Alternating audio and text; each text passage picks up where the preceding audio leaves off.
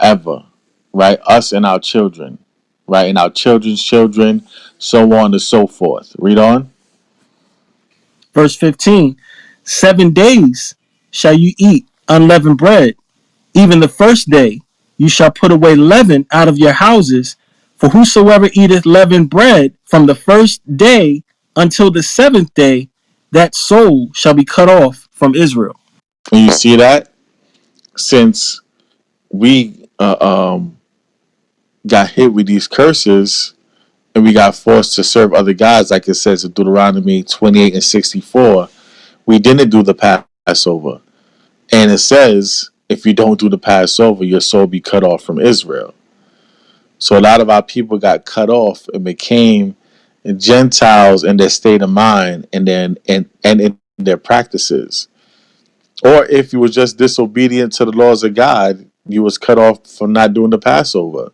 So that's one way an Israelite can become a Gentile, by not conducting themselves in the high holy convocations like the Passover, the Tabernacles, the Feast of Weeks, which is the first fruits, the Pentecost, and also the Day of Atonement. Those things, if you don't do those feast days, you'll be cut off. Right? You'll go from an Israelite, not the bloodline. You still have the bloodline of an Israelite, but then you'll be exiled from your nation. Right? Hope you follow me, Brother Ron. And if everybody else is following me, hit that chat with a 777. Right? Hit that room chat with a 777 if you following me. Now let me get Second Maccabees, Second Maccabees 6:6. This is another way where an Israelite can become a Gentile. I'm showing y'all 3 ways right now how an Israelite can become a Gentile. It's the book of Second Maccabees. Oh, I got First Maccabees. One sec. Slack, y'all. Second Maccabees chapter 6 and verse 6. Neither was it lawful for a man to keep Sabbath days or ancient feasts, or to profess himself at all to be a Jew. Right, so under the oppression, and this is decades before the appearance of Christ, right? In the New Testament, quote unquote New Testament, right? So a lot of our people even think they're Gentiles in the New Testament because at one point through the oppression of the wicked Greeks, right, it was unlawful for a man to keep Sabbath days or even call himself a Jew. If you called yourself a Jew or an Israelite, they'll kill you. Say no, now you're a Greek, and they turned to anybody else and be like, so who's still an Israelite? Who's still a Jew? And then the ones that was fearful, man, and didn't want to fight, they'll be like, man, listen, man, I'm not a Jew no more. I'm a Greek. That's what happened to our people. They was oppressed so bad that they got oppressed into being Gentiles. So the first way I showed you was in Exodus chapter 12, right? Started at verse 14 and 15, I believe. That was showing you how not keeping certain high holy days will have you exiled from amongst your people, right? The second one, it showed you how a lot of our people were forced into being Gentiles, right? And now let me get the book of Matthew 18, and start at verse 15, because this is another process of an Israelite becoming a Gentile, and this is Christ. So the words of Christ is law, according to Deuteronomy 18 and 18, right? The words of Christ is law. So according to law, right? Well, remember I said the laws of God is the real G code. According to law, right? This is also a process how an Israelite can be cut off and be considered a Gentile or a heathen. Read that for me. Matthew 18 and 15. It's the book of Matthew, chapter 18 and verse 15. Moreover, if thy brother shall trespass against thee, go and tell him his fault between you and him alone. If he shall hear thee, thou hast gained thy brother. Right? If he shall hear thee, you have gained your brother. Right, Khan? Khan. So if you have an issue with an Israelite, right, and he hear you out, and y'all come to an agreement, right, you have gained a brother. But listen, look what happens if you and this person doesn't come to an agreement and they just going off, right? Read on. It says, but if he will not hear thee, then take with thee one or two more, that in the mouth of two or three witnesses every word may be established. And if he neglect to hear them, tell it to the church. But if he neglect to hear the church, let him be unto you as an heathen man and a publican. You see that? So this how an Israelite could go from being an Israelite to his own people treating him like a heathen. Because Yahweh Shah says, if you're dealing with a brother, he's just off, go and try to work it out with him. If you work it out with him, you have gained yourself a brother, right? Israelite just like yourself. But if he don't want to hear you, and he don't want to hear you and two or three people, and then if the whole congregation is saying like, yeah, you wrong, you off, and he still don't want to hear them, yeah, he's a Gentile now, man. He's not really acting like one of us, so he's acting like a Gentile. He says, so treat him just like a heathen. Treat him like a Gentile. So I gave y'all three ways how an Israelite, you know what I'm saying? I showed you out of the Old Testament, I showed you out of the Apocrypha, and I showed you out of the New Testament. Right? I showed y'all three ways how an Israelite, right, could transform into a Gentile. So a lot of the times where it says Greek or Gentile in the New Testament, not every place where it says Gentile in the New Testament, but a lot of places where it says Gentile in the New Testament is actually talking about our people, but especially where you see Greek, because a lot of our people was forced into claiming Greek, as we read in Second Maccabees 6:6. I hope you found understanding in that, brother Ron. Count all praises. Got a precept out. Yeah, you can bring out your precept, King. And but wait, before you do that, give me Hosea 1:10, just to bring everything to a conclusion, because the prophecy in Hosea, it says there's going to be a point where we're not going to be called the Most High God's people in the place of our captivity, right? But then we're going to realize we're the children of the living God. So that's an important prophecy too. So let's get Hosea 1:10, and then you can bring out your precept, and then we're going to move on to Sister Stephanie. Kwame Yashrada. The book of Hosea, chapter 1 and verse 10. Yet the number of the children of Israel shall be as the sand of the sea, which cannot be measured nor numbered.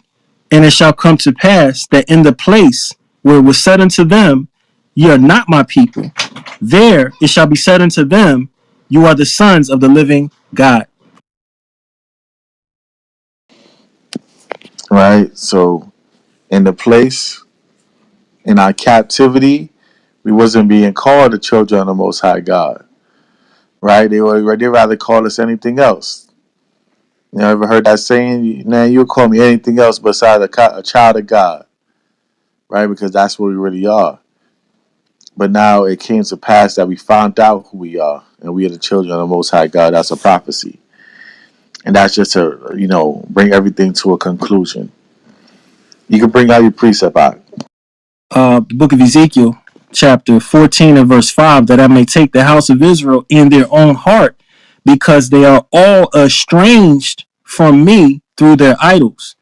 Therefore, say unto the house of Israel, Thus saith Yahweh, repent and turn yourselves from your idols and turn away your faces from all your abominations. So we can see that, the nation of Israel, especially the northern kingdom, has been estranged from idolatry in the scriptures. And even current day, we have to seek the Most High's face and come out of idolatry.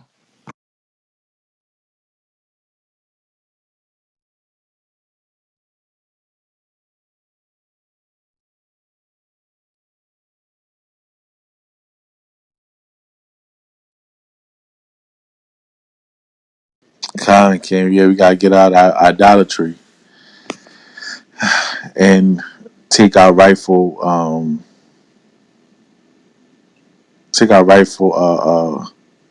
spot at the top, so to say. Con? Con.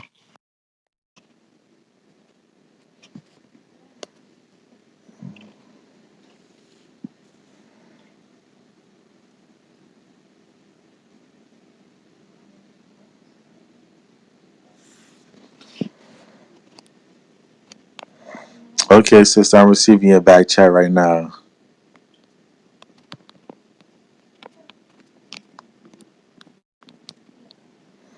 Sister Stephanie, I'm receiving your back chat right now. Con Thrada.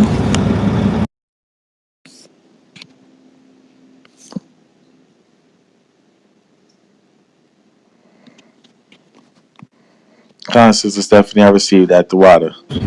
Ayandabar.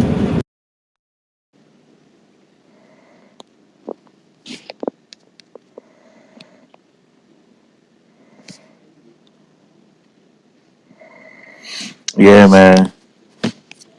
All praises to the Most High God for the understanding of the truth, man. I'll tell you something right now, y'all.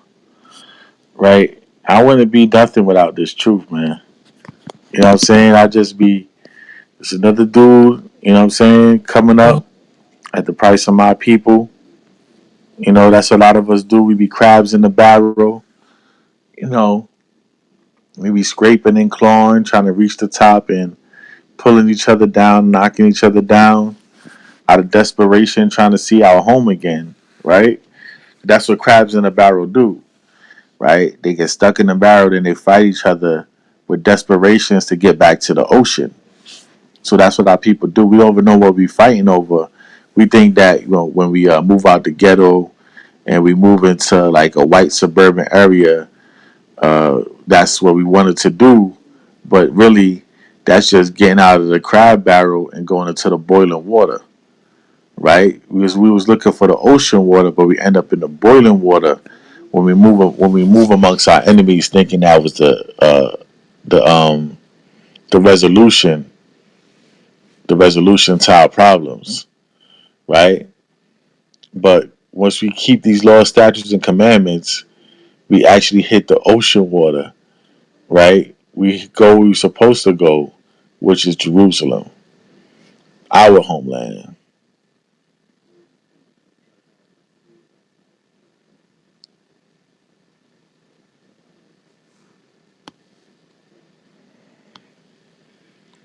So I'm looking at the news coverage, right? And it says for the 11th consecutive day, gas prices are at an all-time high, man. This is what we dealing with today, y'all. You know what I'm saying? This evangelism, it's a mighty work, man.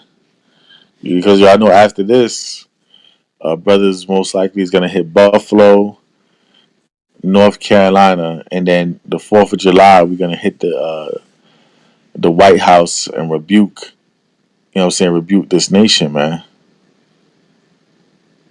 So you can see right there from the link I just posted, record high gas prices reported for 11th day in a row. And this is what people voted for. You understand? This is what our people have submitted to. How the hell? How the hell is Joe Biden sending $40 billion? Right? He's trying to sign off on that today. He's trying to sign off on $40 billion going to Ukraine when our gas prices is crazy.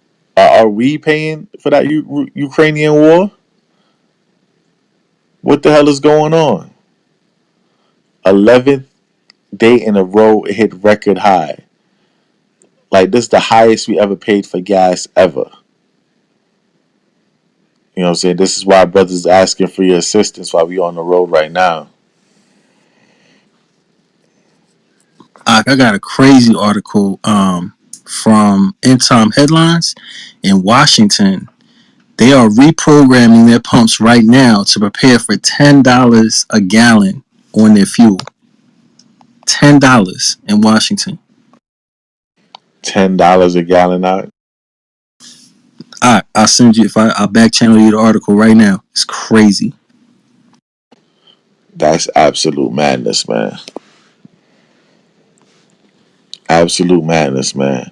You see, this is the destruction of Babylon, though. This is why. This is why.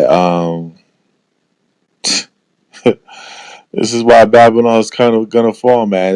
The gears and shifts of Babylon is about to come to a screeching halt, and Babylon is about to fall apart and collapse.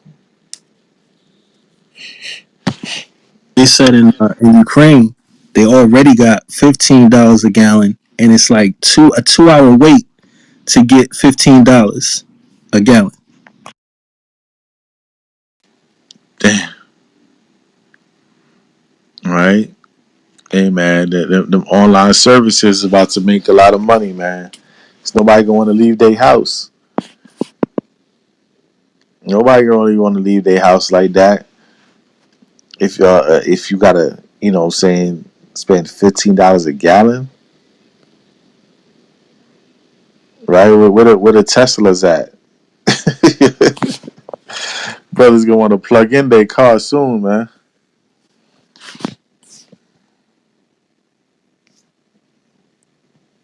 So sooner or later, gas prices is gonna be just as expensive as damn flights, because like the pull up boy van right now, Chief Ephraim told me is 120 to full it. So if we gotta fill it 4 times through our whole trip, how much is that?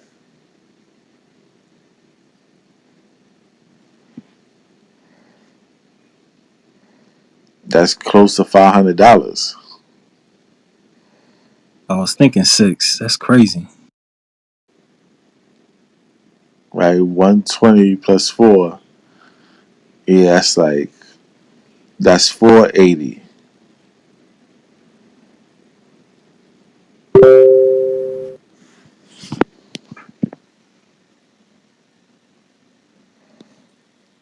Yeah, 120 plus 4 is 480, close to $500.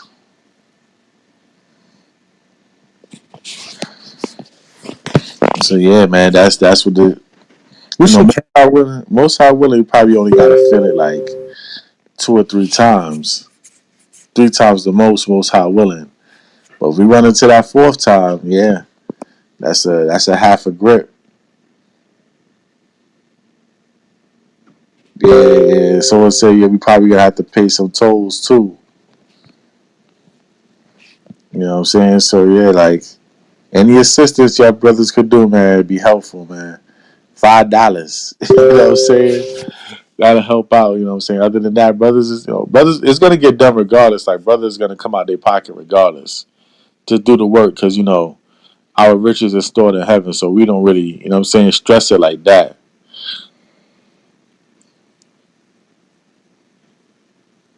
Right? HOI got jokes. HOI talk about brothers gotta get some electric scooters. See, this is why there's a murder rate high in Philadelphia. Y'all be going off, Yeshaya. You going off, all right?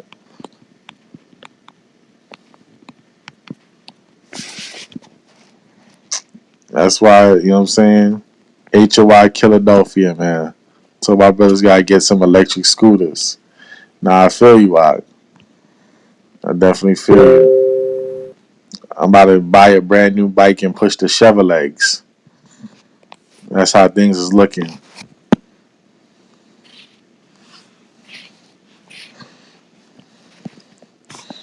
Right, but all praises to the Most High, man. The work gonna get done, man. Brothers gotta invest in some horses, man. I'm about to ride in on the donkey like Yahweh Shah. You know what I'm saying? I know why Yahweh Shah rode in on the donkey, man. I'm about to pull that scripture.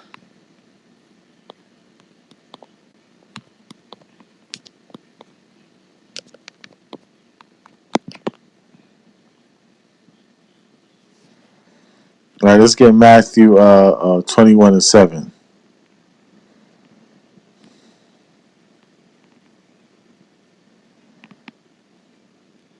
The book of Matthew, chapter 21, and verse 7.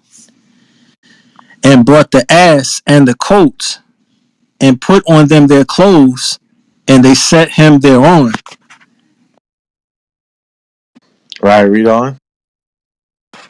Verse 8.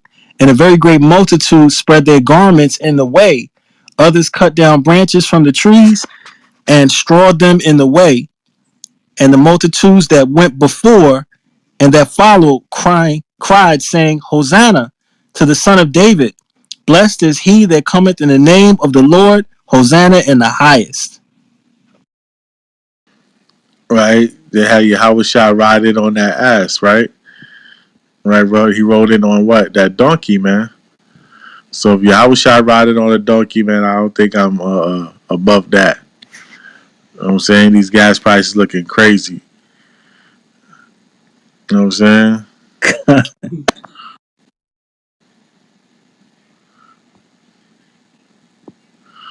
Right? Brothers talking about horse and carriage. Of course, Joshua on that Mason Betha stuff. Mopeds. You know what I'm saying? All praises to the Most High God, man. Definitely, man. Right? We gonna need them chariots, man. The chariots ain't running on gas. The chariots are not running on gas, y'all.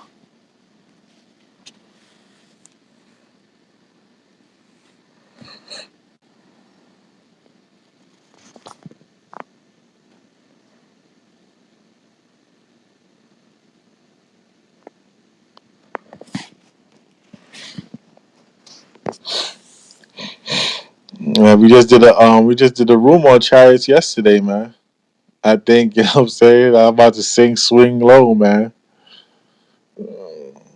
Brother's gonna be at that damn gas pump singing Swing Low, Sweet Chariot, man.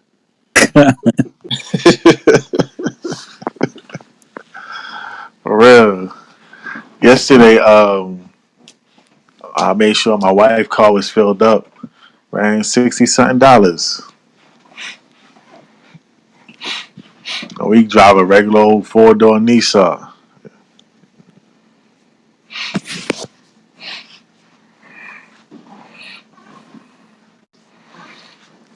But yeah, these are the signs of the times, man.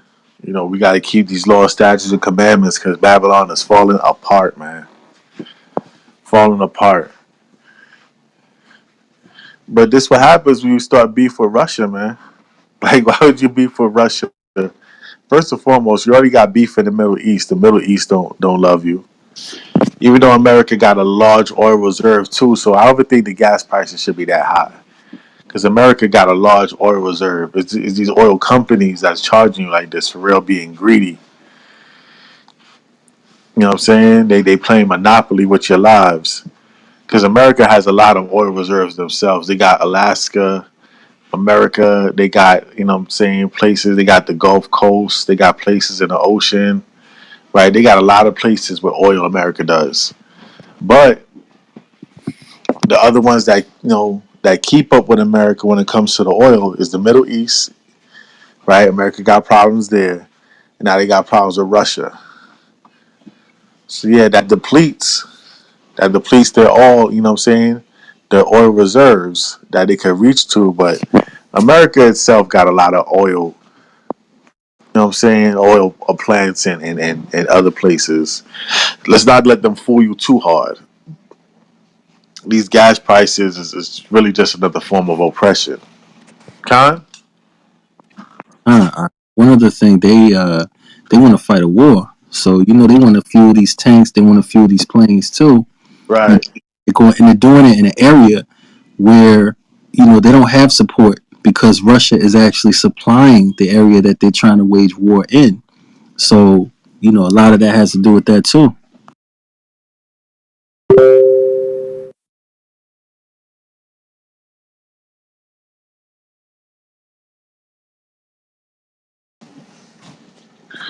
Con, King. I heard that in the UK that they actually had a lot of fires inside of the homes because people were actually burning furniture in their living rooms because of the gas crisis over there. Because it's so expensive for them to purchase gas that they literally were just lighting whatever they could in their living room. Damn, that's crazy. Brother trying to have a fire pit in a fireplace where there ain't no fireplace. Mm. Desperation. You know, I just threw up that article you sent me. This is looking crazy. Gas stations in Washington program pumps to prepare for $10 a gallon. Damn.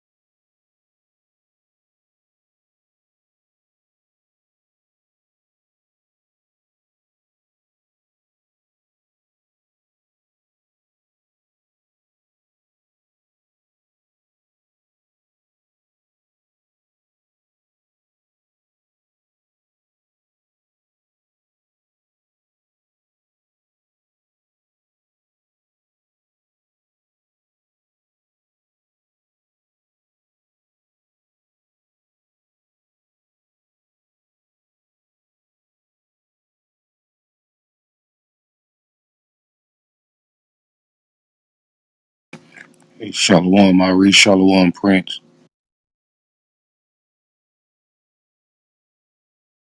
Hey, shalom, shalom. Hey, Shalom. Priest Daniela in the building. Daniela, man. Washington pumps are programming to prepare for $10 a gallon, huh? Uh, Shalom, Shalom. come. Yeah, man. So that's a that's a double whammy or a triple whammy, whatever you want to call it. Because if the gas prices go up, people just think about travel. It ain't just travel. That's your food. That's your household supplies. That's everything that you need. You possibly would need is going to go up. Because if regular fuel prices are $10. Diesel fuel prices are always higher than regular fuel prices. So diesel fuel is what brings these 18 wheelers into the supermarkets and stuff like that to bring your food. So the reality of things costing like astronomical amounts of prices for bread and so forth and so on is a reality, that people are not preparing for. So, hey man, we already know what's coming. So, we're gonna be in a lot better position than Jake in the world. Jake in the world is gonna be wilding, bro. They're gonna be wilding out here in the streets. You know what I'm saying? Like, it's so many levels to that. There's so many levels to that, man. That's why preparation that we've been speaking about, for years, and even on this app, we've had the conversation many times in this room, is important. That's why y'all brothers having that land that y'all have in Georgia and getting it up and running with crops and stuff to be able to feed the people is important. That's why every camp should have a pantry. You know what I'm saying? Where y'all are storing food away as well. Like all those things are Right, important. You know what I'm saying? And right. I'll land right here because I know y'all are on the move, and I'm actually out of town myself in Florida. But I'm gonna say this too, man. I know HOI does it, my camp does it, so forth and so on. But y'all brothers and sisters that's in camp, these are the questions that you should be asking leadership. Like, it's too much time being spent on having circular arguments. Everybody's arguing about the same thing every day. Brothers is trying to prove whether sex is marriage. That's already decided. Of course, sex is marriage. Brothers is arguing about the virgin birth and salvation for the nations. And it's good to have those conversations, but the real conversation lies right here. That famine is coming. Famine of the word and the physical famine is coming as well, which is going to lead to civil unrest in the streets and chaos and all that. So we as Israelites right now, we have to position ourselves, right? Y'all brothers and sisters that are in different camps and bodies, you have to support leadership, especially if they're progressive leadership trying to set things up for y'all. Support that, man, with your help, with your time, with your finances. That's the real conversation we need to be having. You know what I'm saying? But with that, on you. Salaki is Zaquan. I ain't gonna let you off that easy. You gotta talk about how the baby formula, the shortage on that is already the beginning of the famine. Con, the baby food shortage is the beginning of the famine. But I am going to say this too. You know, and this might sting a little bit to some of my sisters and stuff like that. But a lot of our sisters today, even in the truth, are a little too modernized. You know, what did our foreparents do before there was baby formula? Like, what are we talking about here, man? Like, what are we really talking about here? Like, okay, they showed on Enfamil and Similac or whatever they showed on. That's why the Most High gave you two memories, right? Which, by the way, when you breastfeed your child, that takes away their likelihood of getting fevers, ear infections, etc., etc. You know what I'm saying? Our foreparents used to grind the baby food, man, from real food and make the baby food from scratch. There's videos online on how to do it. Let's just say that you are a sister or a brother, because the brothers can learn too, that doesn't know how to do it. There's videos online that teach you how to do these things. So we shouldn't be, it's the people that don't have the knowledge that's going to be out here tripping.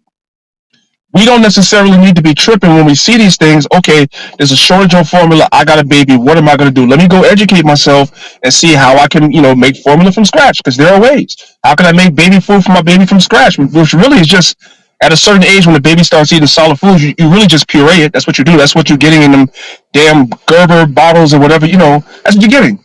You puree the food, whatever you have to do. Educate yourself now, so when the time comes that you're not in a bad position. Because like Elder Shawpaw said, that baby food formula shortage is the beginning. It's really the beginning of what's about to come. And again, I'll land right here. Our people are going to trip because they don't know what to do. But you brothers and sisters, you know what to do. You know how to research information. And if worse comes to worse, you have a plethora of access to leadership and stuff on this app to be able to ask questions. Now's the time. Are you? My yard, and my grandma showed me how to mash up the banana and the plantain and the cassava, you know, and the breadfruit, mash it up, and make it something for the baby to chew on, even if it have still two teeth and bunch of gums.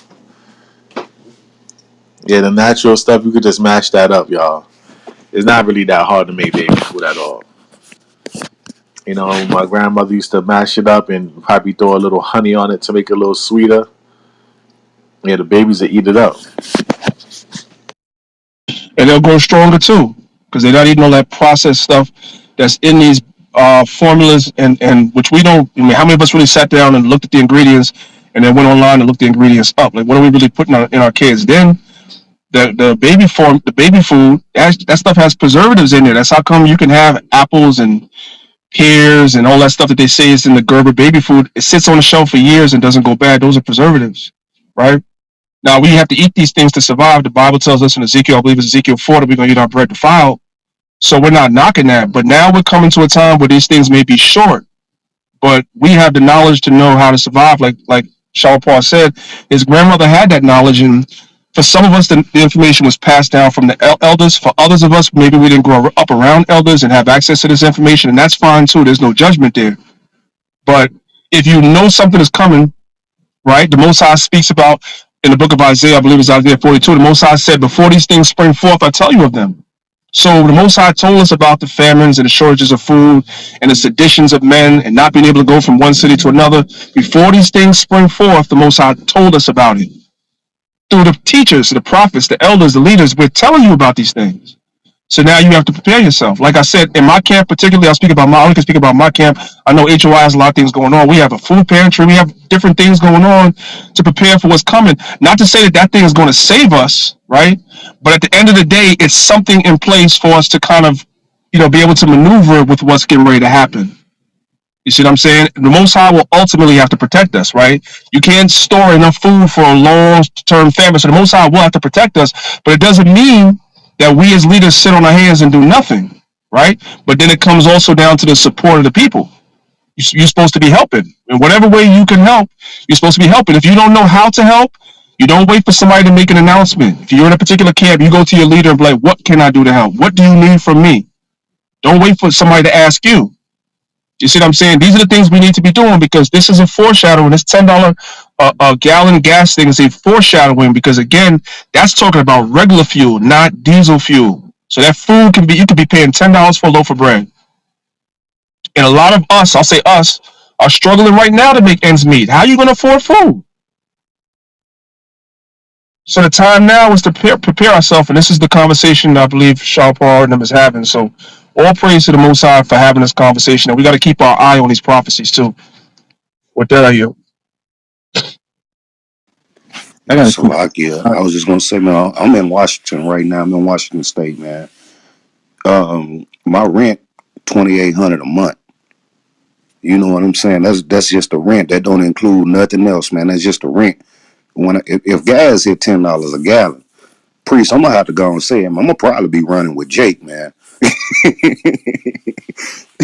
But no, like for real though, man. Like with the prices of everything here, man, already, man. Like milk, a gallon of milk is like $4 a gallon, closer to $5.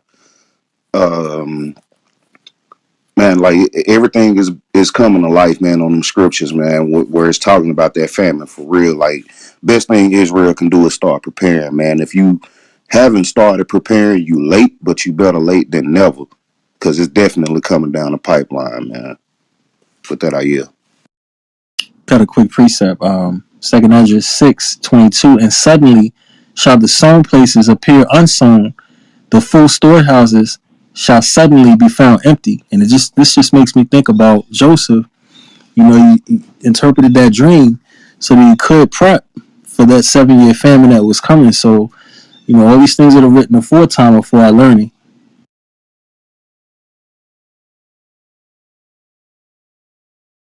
Come. And real quick, I'm glad you brought the scripture. That's an excellent scripture because that is what Joseph did, right? That's also what the apostles did in the book of Acts. They made administration for the people, right? And gave according to as was need, right? They did that. That's foresight. So these things have to happen. My prayers are definitely up, Yaron, to all you brothers and sisters on the West Coast. Ah man, y'all got it bad out there, worse than everybody else. All up from Washington all the way down to freaking Arizona, y'all got it the worst. A couple of years ago, I came to California. I think Trump was still president. I came to California. In New York, I'm gonna say, give or take, we was paying about maybe 280, 290 a gallon for gas over here. I came to California, bro, and I got a rental car. And when it was time to daggone gas the car up, yo, it was almost $5 a gallon. I was in tears, right? I was like, what? Now it's $5 here. So what is it out there? Like almost 7, 6, 7? That's crazy. Y'all always have it worse. Yeah, right now, man, for regular unleaded, I paid $4.89 yesterday, and I Hey, had fuel rewards, right? But in my car that I have, man, I went from paying $45, $50 to fill it up, and that was with fuel rewards too, man. I filled up yesterday, and it cost me $75 to fill my ride up yesterday. see that? Wow. Yeah.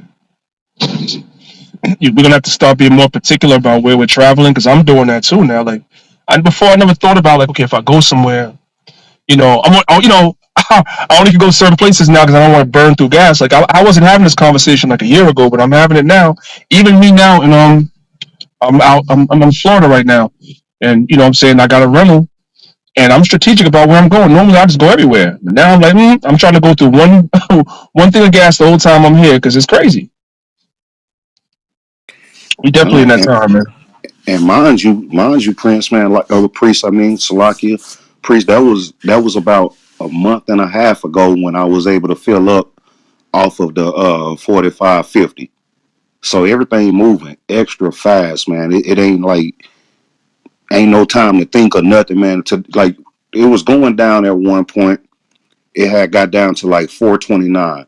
Woke up the next day, we was right back up to like 440. So it done went from them going like the little 5 cents, 10 cents, 20 cents. Like it's they 40 cents a gallon, 40 cents a day on raising these prices now. Like I don't know what it'll be at tomorrow when I wake up, man. But it's crazy, man. It's definitely here to where like you don't know how you gonna make ends meet. You don't know like and me between me and my rib, we make a damn good living. You know what I'm saying? Living wages, man. But it ain't got shit on what they doing, man. Like they taking away everything, man. Like it's hard out here, but all praise to the Most High, man. I know He got us and He gonna keep us sustained. You know what I'm saying? And I'm using wisdom, man, in every situation I can, man. Whether it's putting back money or whether it's cutting back on something else, man. Like all the shit that my kids don't need, like the internet, cable, all this shit. We starting to cut back on everything because it's getting crazy, man. And so I say to everybody else, like, do the same thing. You know, like when COVID hit, you know, it hit here first. And I was calling my people up and I'm telling them, everybody back home, man, Arkansas, Memphis, Tennessee, Mississippi, all them areas, like, hey, look, this what's going on here. Y'all, like, they buying up all the tissue. Ain't no hand sanitizer, ain't no soap, no bleach. I'm telling them everything to go buy. All of them like, man, that ain't happening down here. We got everything. I kid you not. A week later, everybody was like, man, the same thing happening here. So I'm telling y'all, man, prepare while you can because when you see things on the West Coast, usually it flows from the West to everywhere else, or it comes from the East to everywhere else. But for those in the middle, it's going to be harder for y'all than it is for the rest of us because the rest of us are already learning how to live with it. You know, so go ahead and start preparing, man, because it's definitely coming y'all way. It's only a matter of time, man. With that, I yield. Real quick, because I'm about to jump off. So another time, definitely when Sean Paul and them get back, we definitely need to touch on this and a few other things in the whole room. We talked about it a few months ago, but I think we should talk about it more often. I'm probably going to do a room on my club eventually about this too, because we can't talk about this enough. But Con, there's a lot of different procedures that Israelites need to know about in order to be able to survive what's about to come. Number one, you have certain areas and pockets of the nation where you have a lot of Israelites. Like in Georgia, you have a lot of Israelites. You have HOY, you have Sakaria. So it will be easier, and camps are going to be forced to work together, whether they want to or not. You know what I'm saying? It'll be easier to survive that way. But then you have brothers and sisters. You might be in an area where there's no Israelites, right? Or there's just a couple or a handful of you. There's different things that you brothers and sisters can do in order to prepare yourself to survive. There's also different procedures you can implement if you are a person that's on a very limited income as well. I've gone over these things before. I won't belabor the point right now. We'll wait for another room to come up where we're speaking to the point specifically. But there are definitely things you can do. Like, I don't want nobody to leave here and be like, well, yo, I'm already struggling to make ends meet. How am I going to get all the things I need when the time comes? There are ways. There are ways to do things, right? One thing I know for sure, and two things I know for certain. Zephaniah 2:1 has many, many levels. It's like an onion. You keep peeling back the layers. Israelites are going to be forced to learn how to work together. Most I say, gather ourselves together. We're doing a half-ass job of it as Israelites. We're trying on this app, like the camps that's on this app. We're trying, but overall, Israel is still being petty and arguing and bullshitting on social media, making videos about each other and doing all types of petty, dumb stuff. So the Most High about to force our hand. You're gonna force it, and the Israelites that don't want to get with it, they're gonna get left out. That's just what it is. But we'll save that for another room, King. Are you?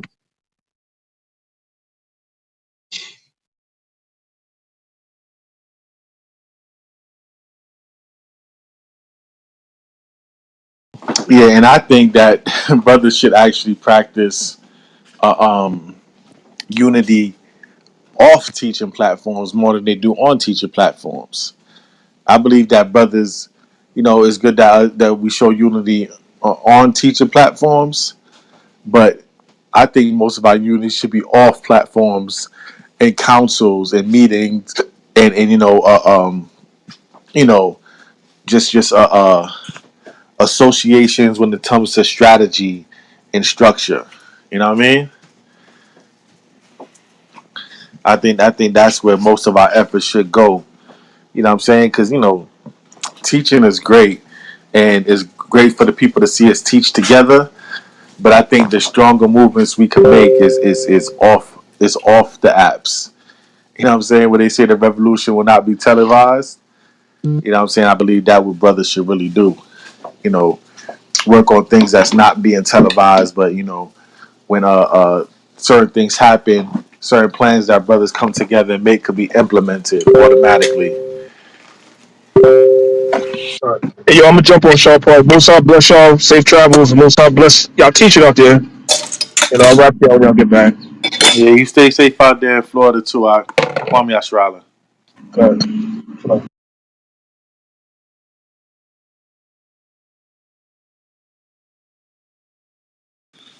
Sharp part. What you were saying is definitely gonna be needed, man, because that, like, we ain't gonna be able to survive this thing, man, being separated. You know what I'm saying? Like that's separate but equal, man. It ain't gonna work with Israel, man. It's just not there. We getting ready to turn away from the ways of the world, man, fully. Like this worldly thing ain't gonna even exist no more, y'all. Like it's about to get really real. Like if you don't know how to garden, learn how to garden. You know what I'm saying? And learn the things that's filling for you. Don't go and put a garden full of lettuce, man, and you know everybody in your house don't want to eat no lettuce every day. Like go get you some potatoes and some yams and shit like that. That's gonna be filling for you because who knows once that ration runs out, when you gonna be able to eat again. So you need to be able to make sure that you're doing something that's gonna be filling. Man, you can take potatoes and make bread and all of that. So I, man, I do it. like you. And that's the easiest things to grow. Potatoes and yams, you don't really got to do Done. real maintenance in them. You just got to bury them. Listen, y'all, if y'all ever kept potatoes or yams in your house a little too long, you'll go in that bag, you'll see them things start growing roots.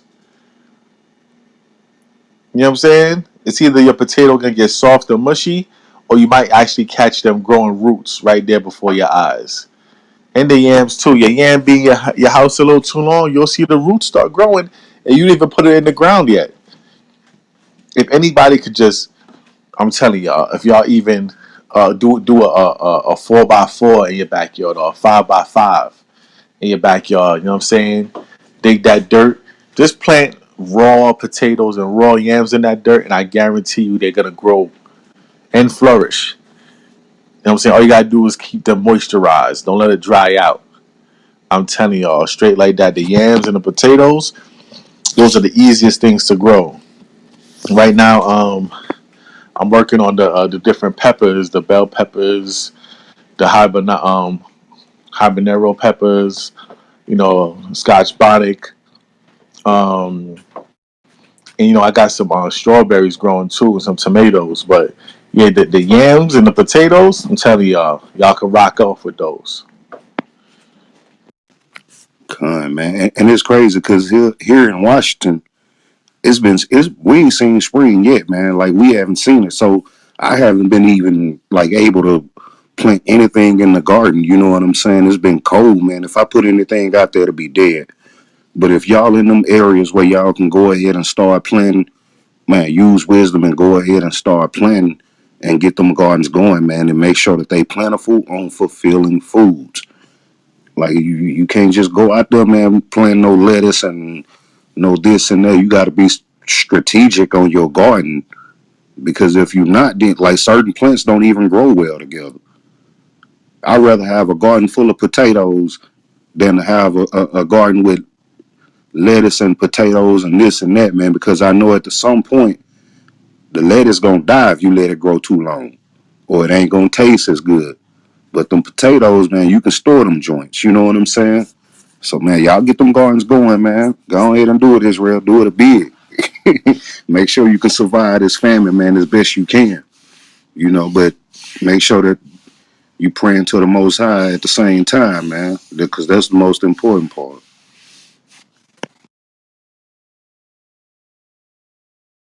Yeah, Yahweh gonna give the increase, Akim. Hey, Salakia, y'all, I gotta make a couple of phone calls. You know what I'm saying? But the brothers on the stage, if y'all want to pull out some scripts, and talk to the people for a second. I'm not sure if Irie's still on deck, and I don't see him. I know Elder Tara. Tara, you there? Or you sleep? Yeah, Elder Tara probably sleep. I gotta make a couple phone calls, Akim. So I'll be right back. Harold, you had a question? I'm listening, man. I see this, stuff's coming up. I think, we all get a mountain bike and store a lot of water too. You got to get into bartering and stuff like that. Yeah, Uh, bartering is gonna be very big. That's a very big part of the equation. That bartering. You know what I'm saying? After you get the hang of gardening, that's the next step is bartering. Somebody might plant some tomatoes. The other brother might plant uh, lemon trees, and just, we got to get together, barter. Okra too, man. My garden grows okra very well. I'm gonna do some more okra too. My garden grows okra very well. If y'all know what okra is, you can fry it, you can boil it, you do different things with okra.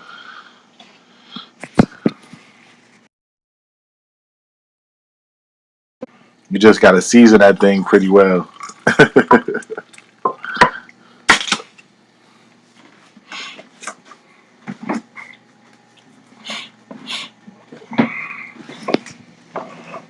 Let me bring out a quick scripture. Ecclesiastes chapter 12 and verse 3. It says, "In the day when the keepers of the house shall tremble, and the strong men shall bow themselves, and the grinders cease because they are few, and those that look out of windows be darkened, and the doors be shut in the streets, when the sound of the grinding is low, and he shall rise up at the voice of the bird, and all the daughters of music shall be brought low."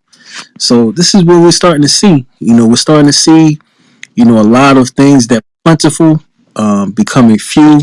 The grinding is starting to cease. The doors are starting to get shut in the streets. Businesses are starting to slow up. Production is starting to slow up. Prices are starting to go up. So, we see these things coming. So it's wise to do the preparation. It's wise to stay in the spirit. It's wise to stay in prayer, not only for ourselves but for our nation, to get the food, bread, water, shelter, and clothing that we need to make it through these times.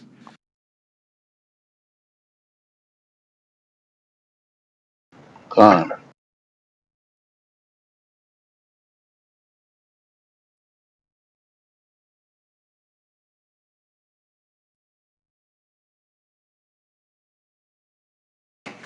Y'all brothers can continue talking and building. I'll be right back, y'all. I just gotta make a few phone calls. I see Ari done came back, so I know Ari can manage what's going on.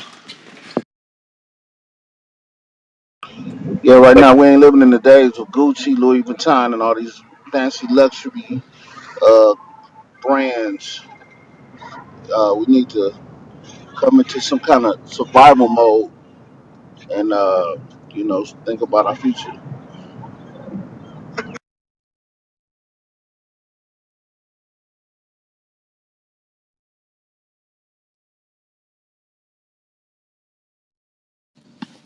And if y'all know how to fish, man, make sure y'all teaching them young ones, man. Because the bait is the easiest thing you can get your hand on. That's fresh up out the ground. Make sure you're teaching them young ones how to fish. Get them trained with the weapons, man. Knowing how to hunt, how to trap food, stuff like that. 'Cause that's gonna be the things that's essential to your survival, man. You know. Big con on that.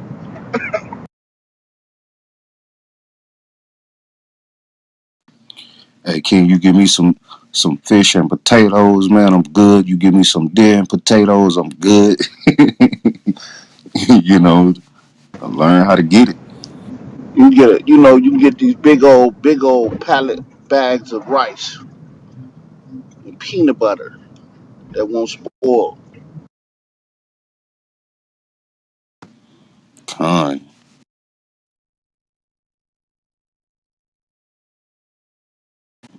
go get you some chickens, man, so you can have your fresh eggs. You can have your own eggs. Hell, it might get to the point where you got to do what you got to do with the chicken, but at least you eat. You know. Kind of. Anybody know about the little chicken game, like how to collect them all up and make a mate? I don't know how it works, but you just gotta have, I guess, a shack. I wouldn't know how to make chickens, like how the game go.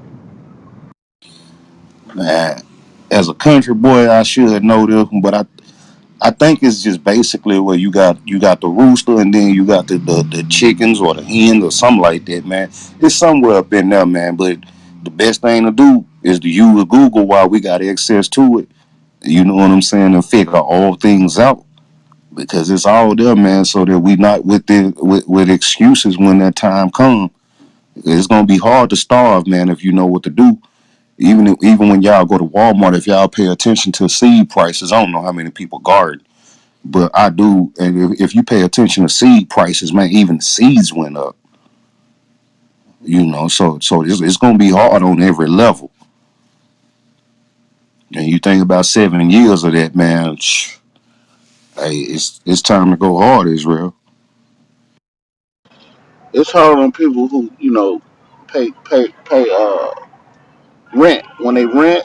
I mean, you know, you can't like. There's only so far you can go when you rent versus you own your property.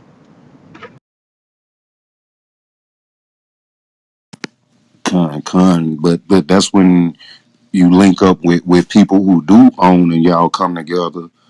You know what I'm saying, with an understanding, man, of what is really happening. Because at the end of the day, man, it's all coming down to survival. So if you can get with some people that you know that own or whatever, or they got property, stuff like that, man, and y'all can come up with a plan to build on that land or to garden together, like everybody putting in work, then you know what I'm saying. That's where it's at, man. But it's gonna have to be those types of things, man. It's gonna take unity and everybody putting in work to survive, because otherwise, you like ain't much I can say on like after that. If you ain't willing to work together, man, you ain't willing to pull it together with somebody, you pretty much gonna be on your own, man. It's gonna be you're gonna be an individual, like you know, and we see how far Con, that gets. You know, we're gonna have to link together, man, and make something happen, man. So if you know somebody that's got land, man, and you renting and you can't do everything, then man, start presenting that person with something, man. Go. That's a reason to go and start spitting this truth to people, man, and letting them know, like, if you know what's coming and you ain't doing nothing to prepare, you setting yourself up for failure at that point. You know, so you need, man, go and start telling your people, like, or people around you that you know that own land or whatever, man. Go and let them know so that y'all can start coming up with a plan.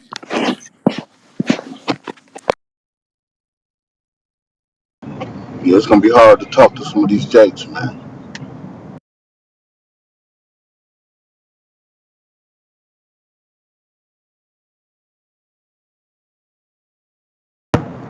Them brothers in Georgia, you know, they're gonna be favored in Georgia. Ton, man. I almost moved to Georgia this year, man. I wish I would have. Looking at the prices of everything where I'm at, man, but I was like, you know what, I can hold out. But it was so tough on my heart to get up out of the Seattle area, man.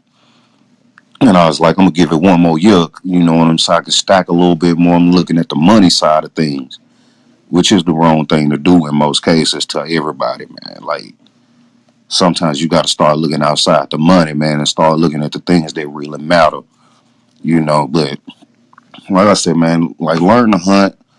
I'm not gonna tell y'all to go out there and shoot up everything, man, or just shoot a whole bunch of rounds up, because you're gonna need them too. But learn to hunt, learn to fish, start growing your own food. If you haven't started yet, you late, but it's better late than never. You know what I'm saying? Just start getting it together, man. You got Google right there, YouTube right there, man. Most of us got all the information we need in the palm of our hands, man.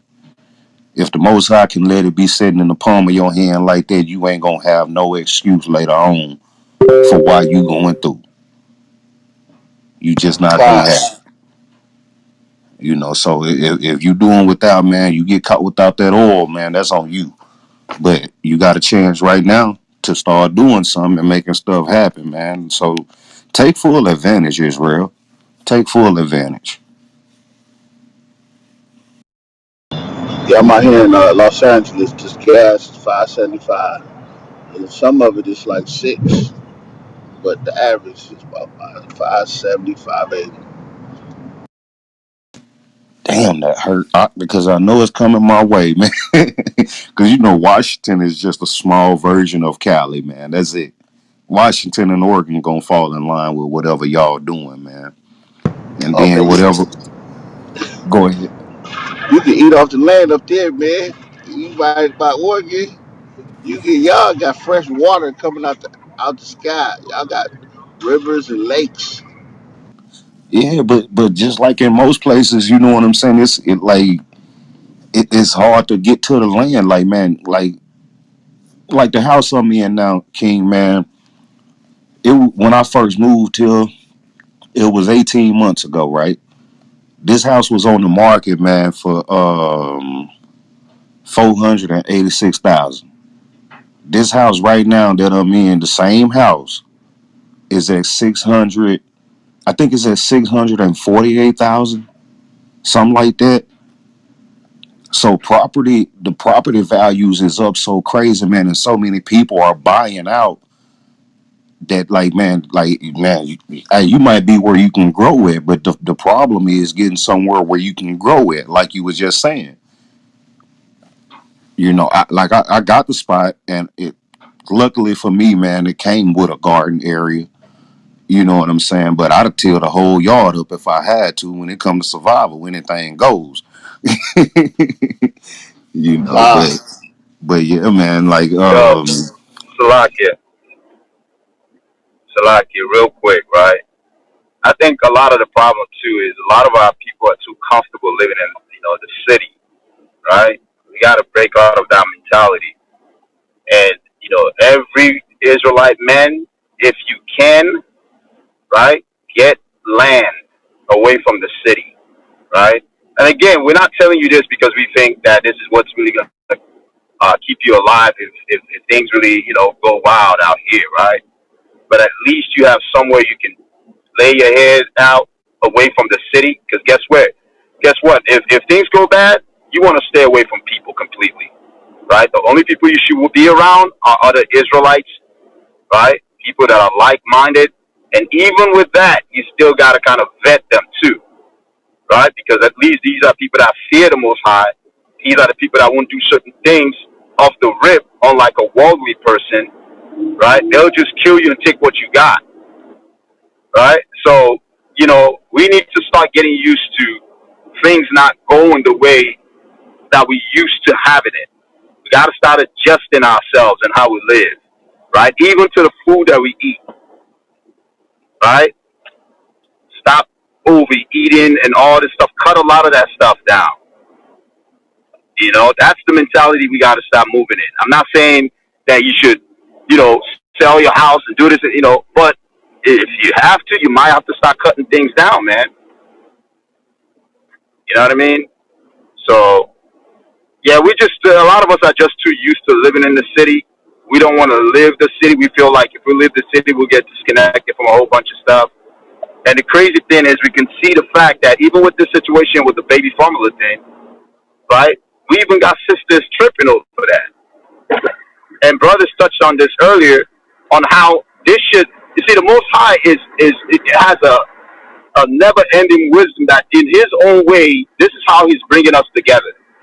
He's forcing us to now rely on each other and count on each other and have discussions like this, right?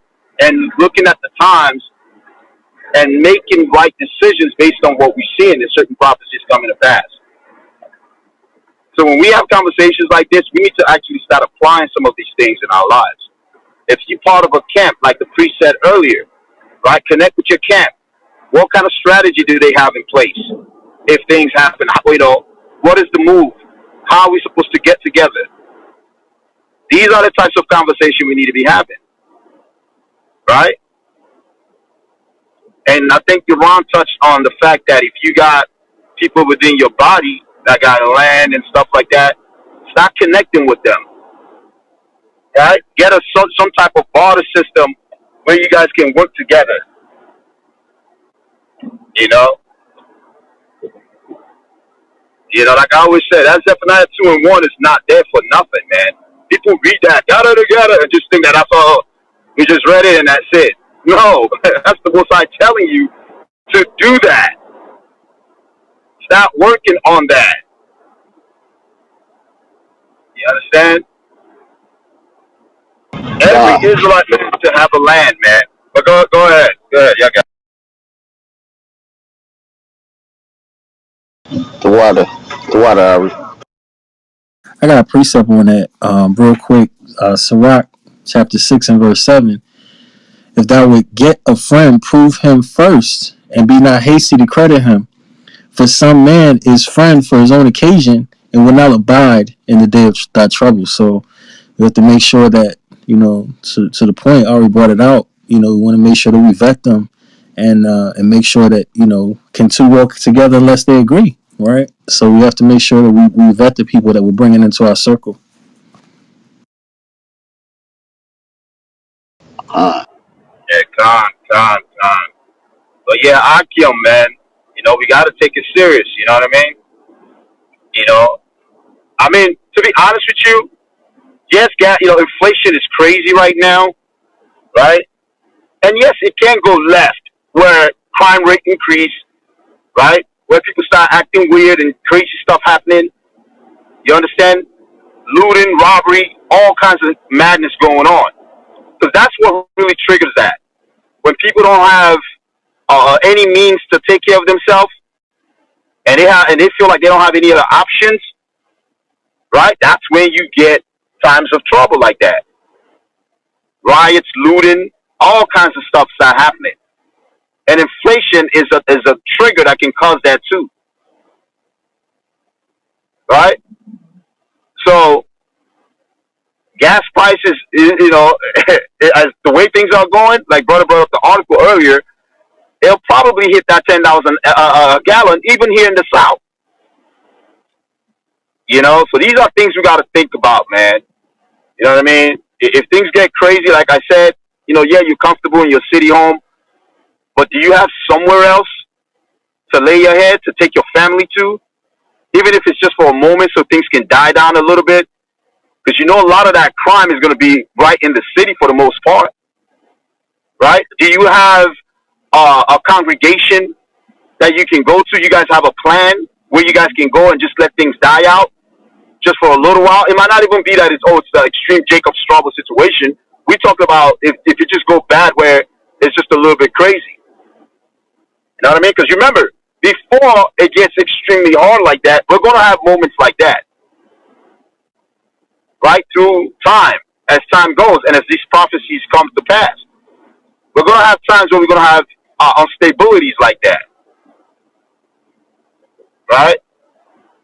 It might not be the all full madness going on, but you're going to have little patches of them here and there. So Salakia, Israel, I'm actually driving, trying to get some things done before we go on this trip. Throughout it, for you brothers for holding it down, we're probably not going to have these rooms open that long. Again, we're just getting ready for the trip. So, but we appreciate you brothers coming up here and building and keeping the room going, though. But I'm a yield for now, though. Y'all got it. hey man, yeah, Shalakia. It got to a point where now we paying the water costs more than the gas. Y'all looking at these water prices? If you buy just a 2 liter thing of water, it's almost $3. It never was like that back. If I go back to the 80s, it never was like that. So everything is like gradual.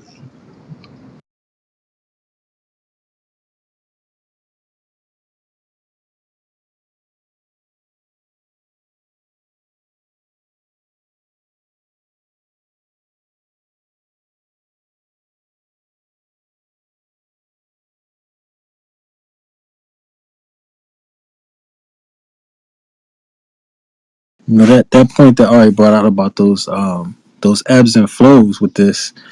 Second Ezra 16:38, as when a woman with child in the ninth month bringeth her son with 2 or 3 hours of her birth, great pains compass her womb, which pains when the child cometh forth, they slack not a moment.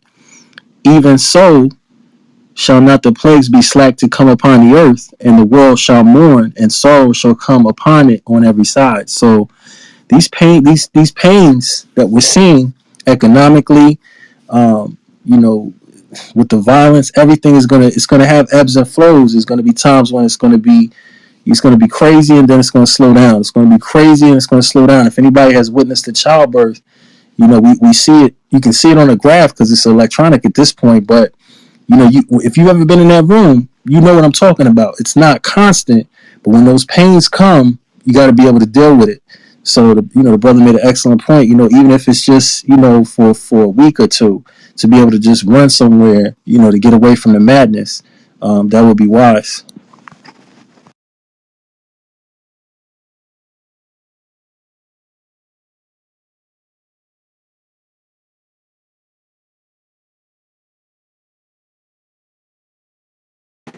Shalom, shalom, Yeshaya with the fire.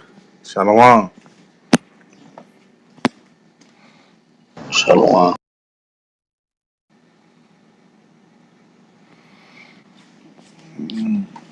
Hey, Yeshaya, you Shalom. there?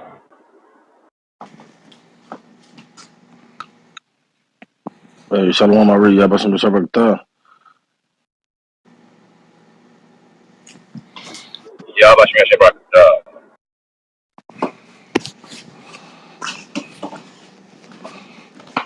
Thought I just seen Ariel up here.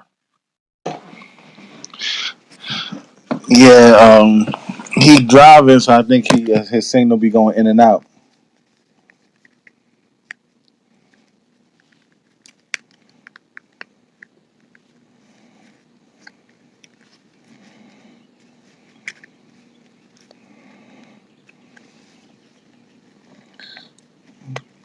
We all heading that way out. All praises. Come, come. I'm finna be ripping and running, so I can't hold it down. But I'll be in and out. Yeah, I'm gonna have this room open until like 11. I'm probably gonna shut this down like 11 because brothers do gotta make moves. The clubhouse gonna be butt naked. I'm gonna be like looking for rooms. Like, oh God. Now I'm gonna put up a link to the Brew Morning mix, right, with King Ben and them. My brother Mike, they be up in there, so I'm gonna send the link to that. You know what I'm saying? Them brothers they got the good news and current events. God. I wonder what Tamario at. Tamario remind me of you ever see the movie with the brother wear the wire and they sitting back in around the homies and he come in laughing. I'd be like, this dude remind me of those films. Yeah, definitely. Like yeah, I will always say, man, tomorrow you a security risk. God, he come in smiling and laughing. Hey guys, how you guys doing? I'd be like, oh man, this dude right here.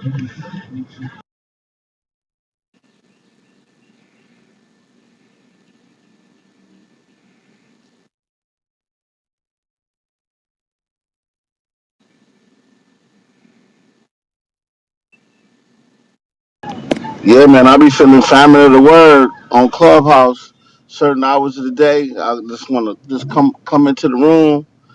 It just be all garbage rooms, bro. Rooms be garbage.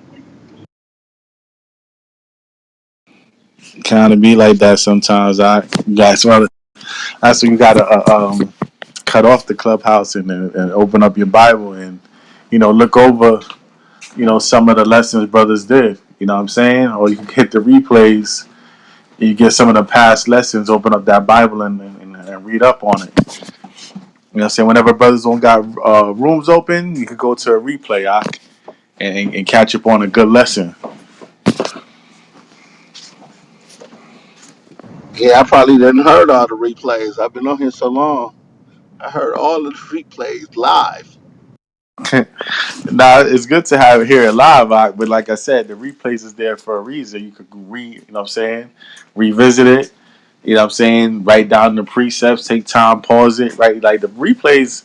Tell the truth, the replays is where it's at. Like even me, you know what I'm saying. If I'm thinking about something, like yeah, we talked about down in the clubhouse. What room was that? Now go back into the replays, the countless replays of kosher breakfast. Man, we got abundance over here at the kosher breakfast. You know what I'm saying? So you can go through the replays. Oh yeah, we was talking about it in this room. Go to the room, listen, forward through some stuff. Okay, yeah, we about to talk about it now.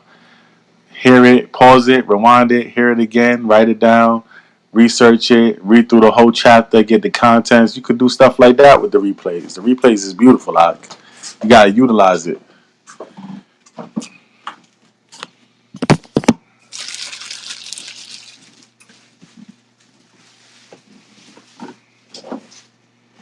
A lot of y'all gotta utilize the replays. I know the clubhouse be popping when it's live, but the replays is where it's at. Trust me.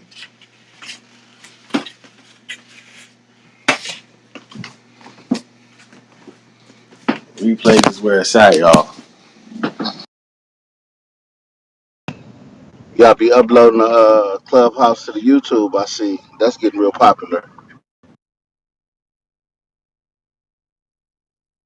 Yeah, we just do that for backup. You know what I'm saying? ESO like to destroy what we build. So we upload it to the YouTube. We have the replays on the Clubhouse. We tell other brothers to save it and share it. You know what I'm saying? We got people downloading those on hard drives and stuff like that. Like we learned our lesson for what happened with our HOI pages. Our HOI pages was getting taken down a lot, so we learned our lesson from that. A lot of stuff we do, we back it up now. Yeah, man. The algorithm, all of the Israelite algorithms go to vocab alone.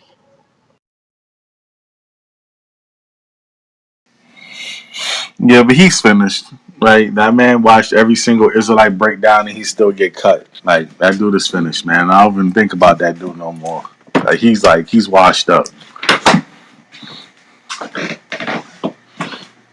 Like he's real washed up. It's really bad when you study the moves, right? And then you go out and play against somebody, and the moves still like they still work on you. You know what I'm saying? Kai, yeah, the brother, he pretty much washed up. Now they see him coming. Like that dude is straight washed up. Like he's really not even worth mentioning, to be honest. Like that dude study every Israelite breakdown and tries to debunk it, but then like he gets hit with it still. It's like you know the jab is coming and you block the jab, but then the jab gets through your block and still hits you in the face. That's how vocab alone he is. God, Because Most High be holding his jaw right there. He's like, yeah, let me hold his jaw right there for you. Go ahead, get that. And then, because look, we already know this is the truth, man, and we know that the Most High sends the Spirit so that we have a mouth that cannot be gainsaid nor resist. So they're not going to be able to get this truth anywhere else, and they're not going to be able to confound us. So it doesn't matter, whether it's vocab, any of these apologists, the those that are on milk can cut them to shreds. yeah,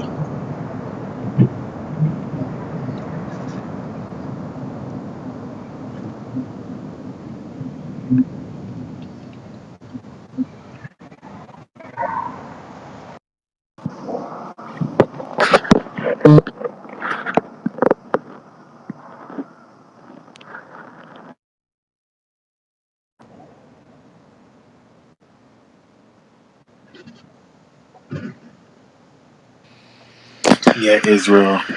Um, yeah, I'm doing my final preparedness. I'm about to hop on the road, y'all.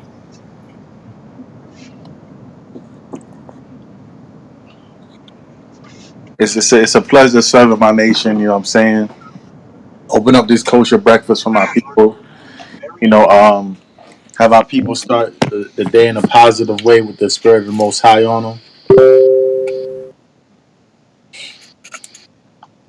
Uh,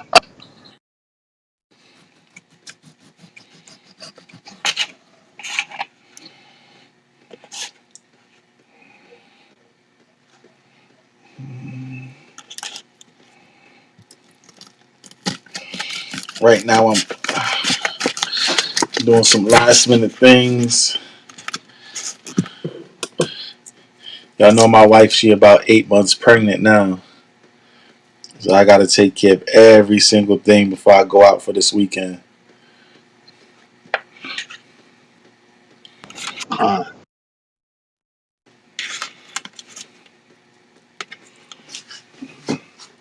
You got any more? You got any other kids, Shapar? God.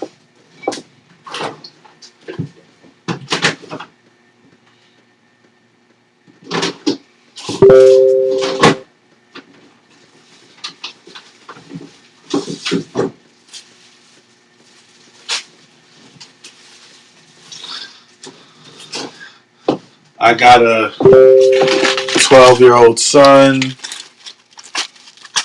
15-year-old stepdaughter, and a 3-year-old son.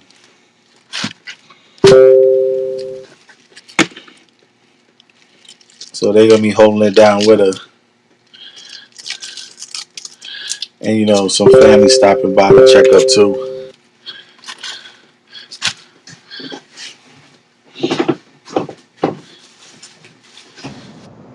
I got a son. He know he Israel, but he can't.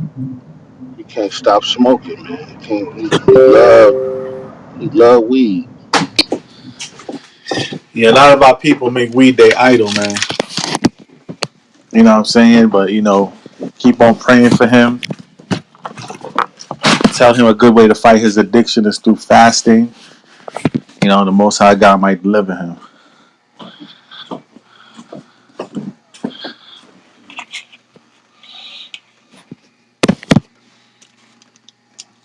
Everything in due time, Mike. Everything in due time.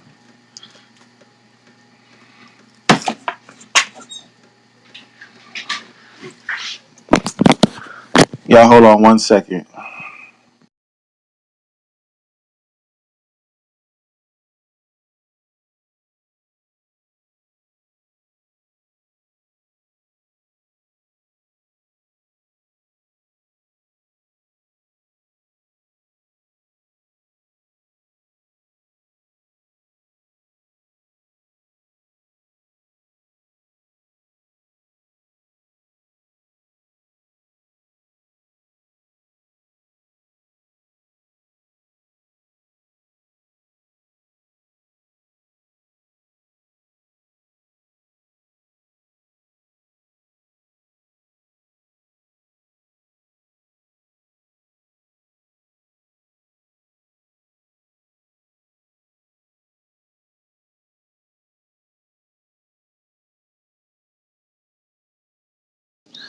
But I'm starting to wind it down, y'all. I'm gonna close this room in the last 10 minutes. So, anybody else with any comments, questions? Y'all welcome to the stage to ask right now.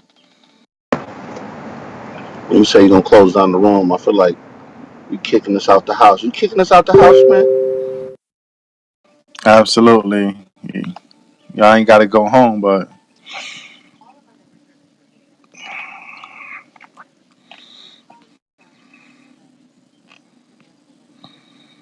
Damn, kicking us out the house.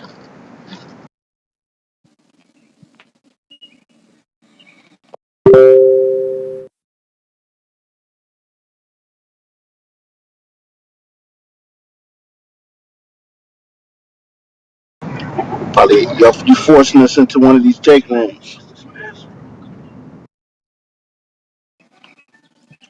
I already told you get on the replays. I gotta go on the replays, King. The replays is better. I get to rewind all the funny stuff and listen to it 3 times Or that scripture that you ain't hear last time, you get to jot it down now. Hit up them replays. Look through the subject matter. If you only could go on Crown of Thorns right now, right? Go to Crown of Thorns right now, and you'll see a whole bunch of rooms,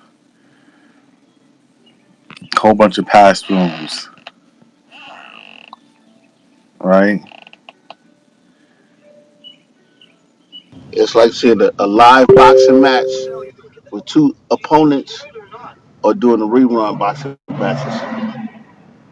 Yeah, You already sometimes them know who the reruns, winner is. sometimes them reruns be good too, right? You know what I'm saying? I like watching Tyson highlights and Roy Jones Jr. highlights and Sugar Ray Robinson highlights and Muhammad Ali highlights. Some highlights be good, I even homeboy that just lost, man, he got some great highlights, man. Um Dang, how I forgot his name already. Yeah, you can't. This is the first time in my life I can't tell you who the heavyweight champion is. I think it's the white dude, uh, Yeah, Fury, Tyson the the, Fury. the yeah, Tyson Fury, but the dude that just lost to Tyson Fury. Forgot his name already, man. Damn, that sucks. But the Bronze Bomber, that's what I used to call him, man. He got some crazy highlights. I like watching his highlights too.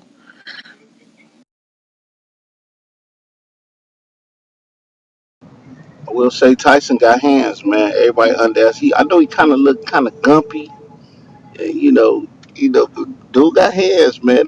He know how to box.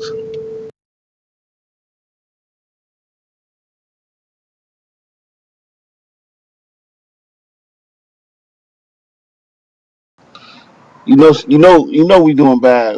This first time the heavyweight champion, you know, is a white dude. Nah, them Clinchco brothers, they was holding down for a second too. You know what I'm saying? Them Clinchco brothers, they was holding down for a second too. Right? They came in while Lennox Lewis was really old, so they got the belt from him because he was really old at the time.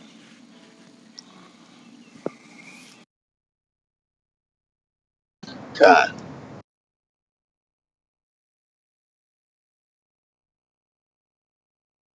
I don't know who got the belts now, man. Like a couple of them. I know the brother that's under Mayweather. I forgot his name. I don't even know their name all the time.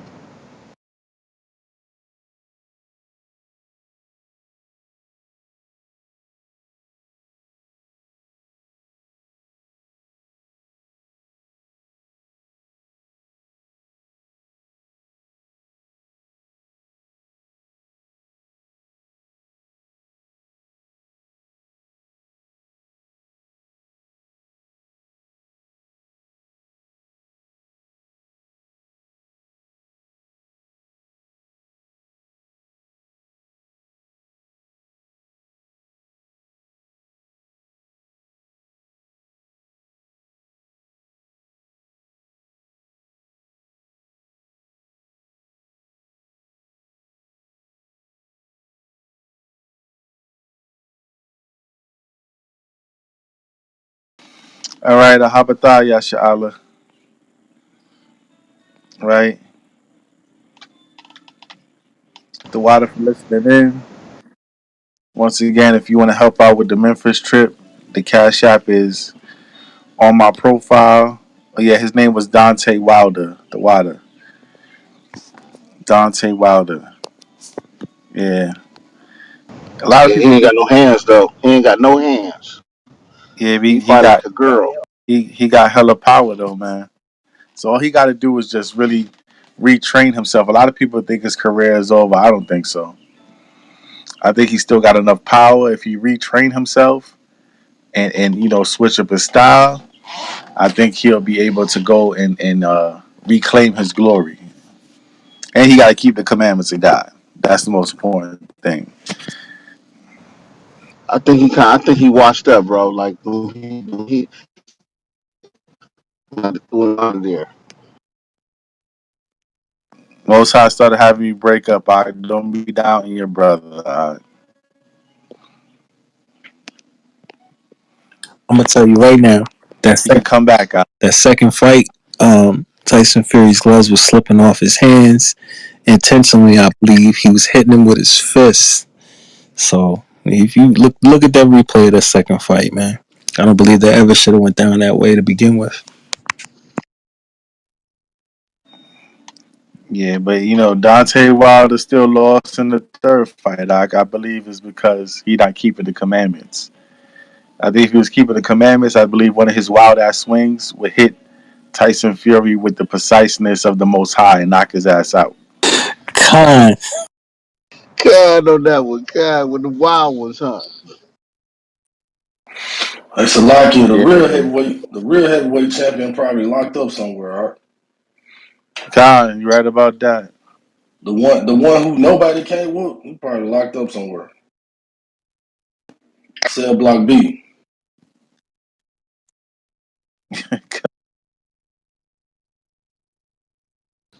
Yeah, that's why I be watching MMA. I want to see. I forgot the dude. I want to see Israel fight the other dude. He got a little cheap shot to the head and got knocked out. I forgot his name. Ah, I don't know.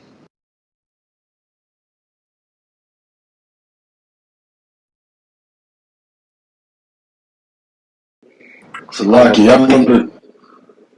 remember the dude on the lottery ticket that nobody could whoop. Everybody try to get this dude. Nobody couldn't whoop the dude, man. There's always a Jake like that.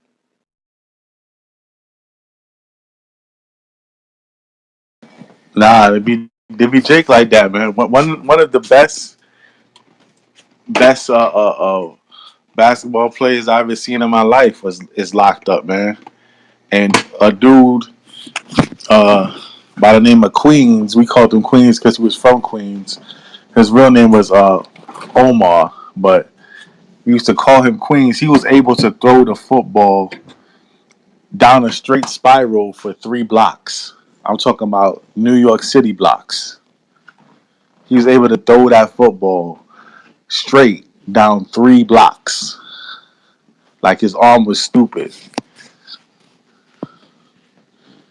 A slim Jake, but he had big old hands. He had mittens for damn hands. And the way he gripped that football and that spiral, he could throw that spiral for 3 blocks, Zach. But he ended up getting God, shot. He ended up getting shot and dying.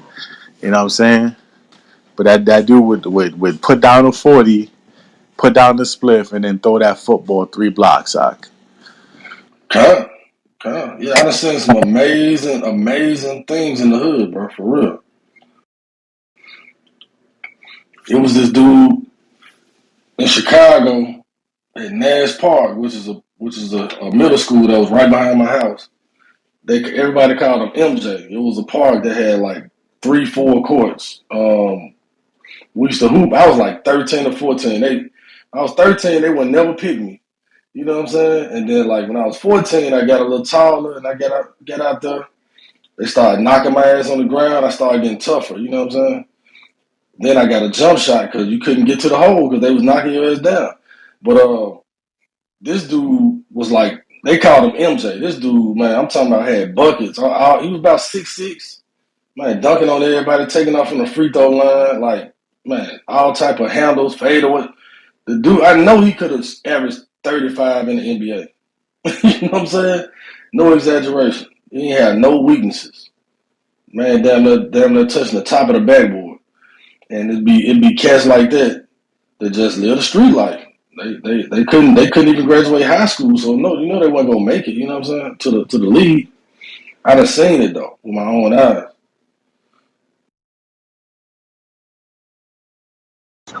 yeah, we had a quarterback when I was growing up. Best in the city. When he went to Pitt, he couldn't. His academics slowed him down. He couldn't make.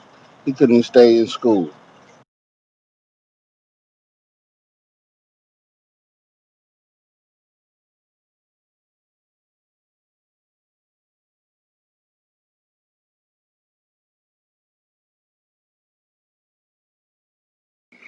Yeah, man. So what we be seeing on our TV screen, you know, kind of be a watered down version of what the best is. Because look at all the red tape they got to go through Esau to get there. And a lot of brothers be like, man, F that way before that. They, you know what I'm saying?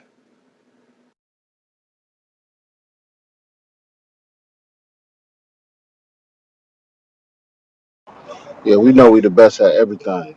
Everything.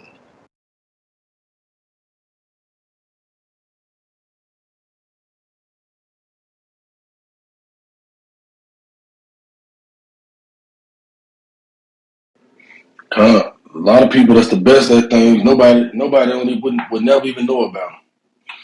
You know what I'm saying? We got the best doctors, the best lawyers, the best cooks, the best man, whatever you can think of.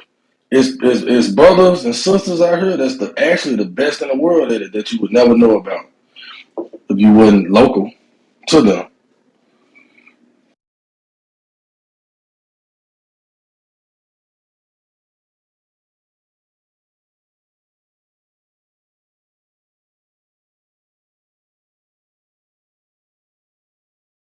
All right, Israel.